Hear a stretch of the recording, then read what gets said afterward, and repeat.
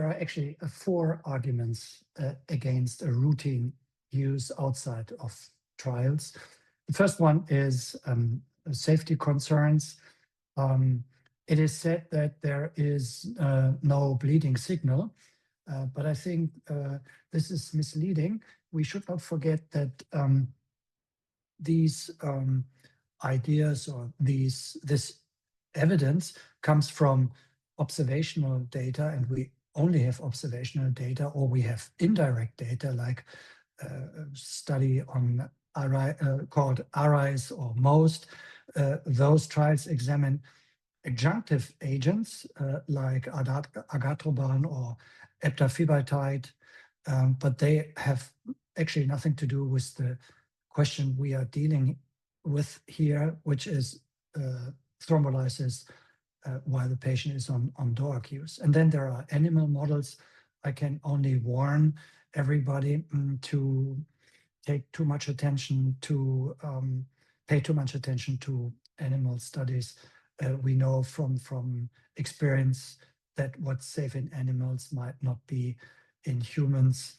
For example, the metabolism and coagulation in animals is totally different, at least in rats and mice, is totally different from humans. And the second argument is that there is a lack of robust evidence. As I said, there are only observational data, but that there are no randomized control trials on the issue.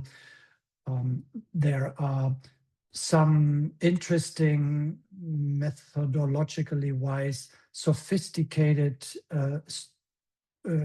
ways to simulate or emulate randomized control trials. But again, these attempts do use data from retrospective data or from observational studies.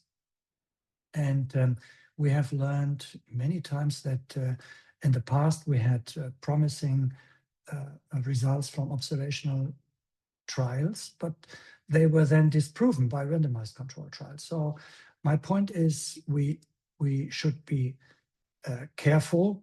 The third argument is uncertainty about drug level measurements and decision making. It is said that plasma levels, they are not available everywhere, or it takes too long, which is certainly true, but that does not justify treating patients blind, for example. And the final argument is clinical responsibility and patient safety. It is, I think, our ethical responsibility as a clinician to pay attention first to do not harm to patients. We should not forget that the problem we are dealing here with is the chance of suffering from an intracranial bleeding, and that is not a minor side effect, that's a catastrophe. And so these were my arguments against routine use of thrombolysis in patients who have a stroke and while they are on a direct oral anticoagulant. And so I'm voting for including patients like these into randomized controlled trials.